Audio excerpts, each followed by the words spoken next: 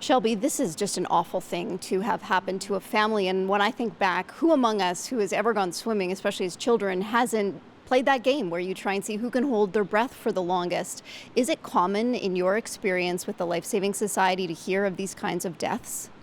Well, not as common in Canada, but I was looking this up today earlier. There are a lot of deaths in the States because of shallow water blackout. That's what we're calling this, and other countries as well. But it is becoming more prevalent here in Saskatchewan or in Canada. Tell me more about what a shallow water blackout is, because it lends itself to think that if your body was in need of coming up for air, that you would have this physiological response to just come up and get air. Right, so what happens, it's basically an imbalance of carbon dioxide and oxygen is happening. So you're holding your breath, your carbon dioxide levels are decreasing. Carbon dioxide helps us trigger that we actually need to take a breath. But because our levels are so low, our body thinks, I don't need to breathe. And then we go unconscious. And then the body wakes up and says, I need a breath. So that breath is taken, unfortunately, under the water and you drown. Is there anything that you teach through the Lifesaving Society when people are learning about swimming when it comes to this kind of holding your breath activity underwater?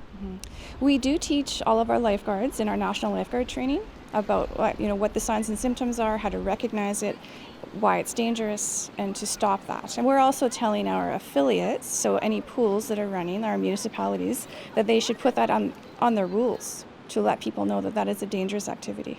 And what do you tell parents when they're sharing pool safety information with their own kids? I guess they need to be aware that that is a dangerous activity, and if you see that, immediately stop it. It used to be fun. It's no lots of things we used to do as kids. Now we know they probably weren't such a good idea, so that's another one of them. So no more underwater breath holding.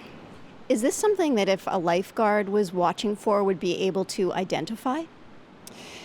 They would be able to identify the behavior before, but not necessarily when it's happening. Because they're underwater, they're not doing anything. But anytime we see someone unconscious or someone that's even floating, the guards are trained to be scanning and watch for idiosyncrasies, making, if that doesn't look right, to go in and check it out.